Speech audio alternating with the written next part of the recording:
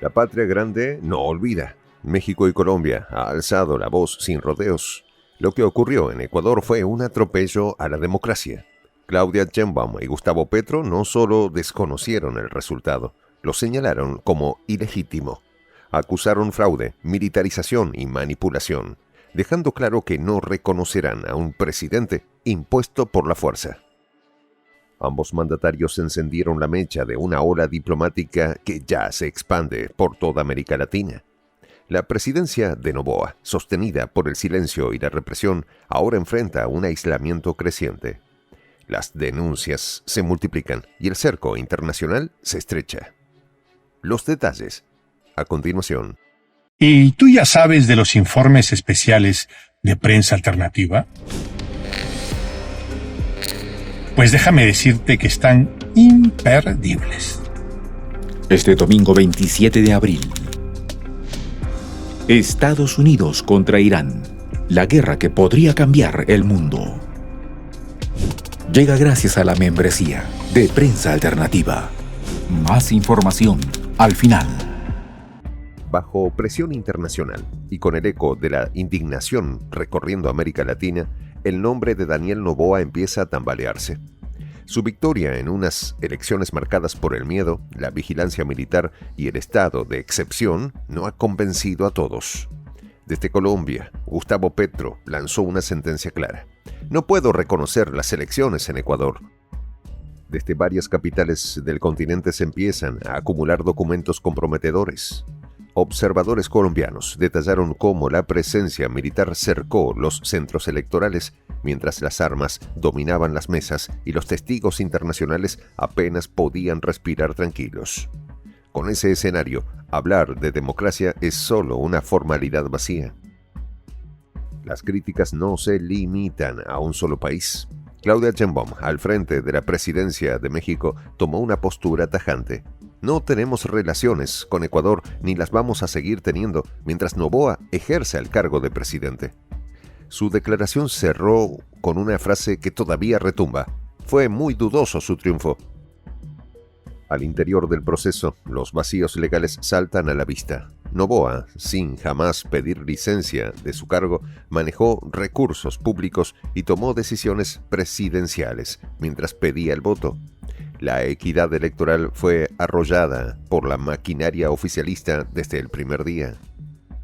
La Organización de Estados Americanos rompió el silencio y se pronunció con firmeza. No hubo competencia justa. En su conferencia, Sheinbaum citó literalmente el informe. Ya no se trata de rumores, sino de constataciones formales. Las instituciones regionales tienen un deber: no ser cómplices del retroceso democrático. Con cada día que pasa, el silencio de Noboa se convierte en desafío. Se aferra al poder, mientras la evidencia lo rodea. El día decisivo, bastiones opositores fueron militarizados y figuras críticas como Leónidas Issa fueron capturadas sin mayor explicación. Las armas hablaron más fuerte que los votos. El caso de una observadora argentina puso el foco internacional aún más tenso. Retenida sin justificación y con libertad de movimiento restringida, fue una más entre muchas alertas ignoradas. Noboa siguió utilizando el aparato estatal sin límites. El desequilibrio fue tan evidente que ni la OEA ni la Unión Europea pudieron disimularlo. Desde el primer minuto tras el conteo, Luisa González alzó la voz con firmeza. Hubo fraude. Aunque su mensaje fue minimizado por medios aliados al poder, el respaldo de Petro y Sheinbaum ha reactivado su reclamo. Con las calles agitadas y los informes acumulándose, su denuncia ya no puede ser archivada. Lo que antes se vendió como una elección apretada empieza a ser desenmascarado como un montaje cuidadosamente ejecutado. No hubo equidad ni libertad real.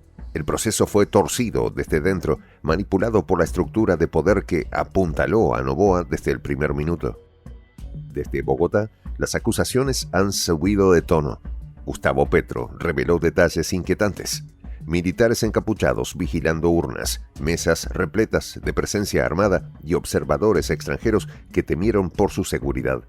Hay veedores extranjeros que tuvimos que proteger porque tenían temor de no poder salir, denunció. Nadie en Quito ha respondido. no pasó desapercibido en otros frentes. Clara López, senadora colombiana, denunció ante organismos multilaterales un escenario de control militar inaceptable. Junto a legisladores europeos, llevó sus denuncias a la OEA, la CELAC y la ONU. Aunque cautos, los entes internacionales ya anotaron sus advertencias. Desde Bruselas, el mensaje no fue menos severo. La Unión Europea señaló que el Estado volcó toda su fuerza a favor de Noboa. Lo perturbador no es si hubo o no irregularidades. Lo alarmante es la magnitud que podrían alcanzar. ¿Hasta cuándo el mundo seguirá dándole la espalda a lo evidente? En un intento por injustificar lo injustificable, Noboa apeló al miedo, invocó la seguridad y decretó un estado de excepción apenas horas antes de los comicios. Pero el argumento se desploma por su propio peso. Ningún proceso libre puede desarrollarse bajo vigilancia armada y toque de queda encubierto. La estrategia fue tan evidente como peligrosa. Noboa instrumentalizó las instituciones que debían fiscalizarlo y las puso a su servicio. Hoy el precio es alto.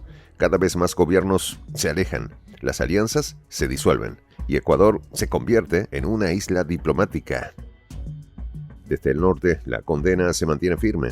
Claudia Sheinbaum no solo condenó la invasión a su embajada, sino que cuestionó la validez misma del mandatario de Noboa. No hubo licencia de quien ganó la elección, señaló, marcando una línea divisoria que no admite interpretaciones. Ese detalle legal, omitido sin reparos, fue suficiente para dinamitar el piso democrático. Ahora México no está solo. Otros países se suman a la idea de desconocer el mandato de Noboa. Un Ecuador antes percibido como imparcial en la región, hoy se ve señalado como el epicentro de un escándalo que apenas comienza. La imagen fresca y renovada con la que Noboa se presentó al país ya no tiene brillo. Lo que alguna vez se vendió como una promesa de cambio, hoy se derrumba bajo el peso de decisiones autoritarias. Las armas tomaron las calles, las instituciones se rindieron a sus órdenes y el silencio reemplazó al diálogo. Eso no es liderazgo, es imposición. Los pueblos del continente ya han vivido capítulos similares y no quieren repetirlos. A la voz firme de Petro y Sheinbaum se suman otros gobiernos que analizan el panorama con creciente preocupación. Ecuador ya no enfrenta un posible aislamiento, lo está viviendo en tiempo real. En el horizonte, lo que se avecina no es diplomacia, sino consecuencias. El rechazo internacional no será solo simbólico, se perfilan sanciones, cancelación de tratados, paralización de ayudas económicas. Noboa no solo pierde aliados, pierde recursos vitales. Con cada día que transcurre, la falta de respaldo se vuelve insostenible. Ya no hay margen de maniobra cuando los puentes se queman por dentro y por fuera. Noboa decidió confrontar antes que conciliar, pero en un continente que exige transparencia, su juego tiene fecha de vencimiento. Lo más grave no es la pérdida del poder formal, sino de la credibilidad. Noboa ya no cuenta con la confianza de los votantes ni con el respeto de sus pares. Su presidencia se perfila como un episodio breve, débil y con final anunciado. Por más que intente sostenerse con discursos, la realidad lo contradice. No hay excusa que justifique el desbalance ni explicación que borre lo ocurrido. América Latina ha aprendido a presionar hasta lograr cambios, y esta vez no será distinto. La región no olvida cuando la democracia se vulnera. Las heridas de otros tiempos siguen abiertas, y lo que ocurre en Ecuador es un síntoma que alarma. Las posturas de Petro y Sheinbaum no son actos aislados, son el inicio de una ola que ya se expande. Gobernar sin respaldo es gobernar de forma ficticia. Noboa sobrevive en el cargo, pero sin sostén político, ni legitimidad, ni alianzas. Su permanencia se vuelve inviable. Y en América Latina, cuando todo eso desaparece, solo queda una salida posible: dejar el poder. Este domingo 27 de abril, Trump quiere un trato con Irán. Sabe que una guerra en Medio Oriente será otro desastre. Sin embargo, hay intereses que buscan desestabilizar la región. Acompáñanos a ver Estados Unidos contra Irán, la guerra que podría cambiar el mundo. Llega gracias a la membresía de Prensa Alternativa. Para ayudarnos a continuar haciendo estos videos, puedes presionar el botón Unirme y hacerte fundador de la Patria Grande. Soy el Juan José del Castillo, director del canal Prensa Alternativa. Si quieres ser parte de la comunidad de la Patria Grande, suscríbete a nuestro canal. Si es que quieres que te lleguen las notificaciones cada vez que subimos un video, activa la campanita. Si quieres apoyar a nuestro canal económicamente, puedes hacerlo a través de PayPal. El enlace está en la descripción del video. A nombre del equipo de Prensa Alternativa, me despido con esta expresión en el quechua milenario, Tupananchis Kama, cuya traducción es hasta volvernos a encontrar.